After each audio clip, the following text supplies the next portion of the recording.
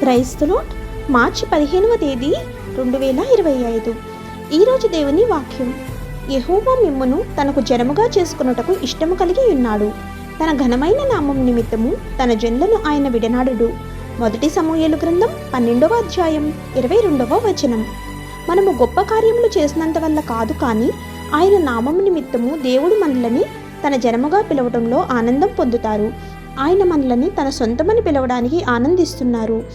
ఆయన తన స్వభావానికి వ్యతిరేకంగా ఎన్నటికీ వెళ్ళడు. ఎందుకంటే దేవుడు ప్రేమ స్వరూపి. ప్రజలు ఒకరోజు మనల్ని ప్రేమించవచ్చు, ఆపై మరొక రోజు కోపముగా ఉండవచ్చు. అయితే ఏది ఏమైనా దేవుడు మాత్రం మనల్ని ఎప్పుడూ ప్రేమిస్తాడు. మనల్ని తన సొంతమని పిలుచుచున్నాడు. అందువల్ల మనము ఆయన ప్రేమను పొందుకోవాలి. మనము ఆయనకు స్వకీయ జనముగా ఉన్నాము కాబట్టి మనము దేవుని ఆజ్ఞలన్నింటినీ గైకొన్నప్పుడు ఆయన మన పట్ల ఆనందిస్తాడు.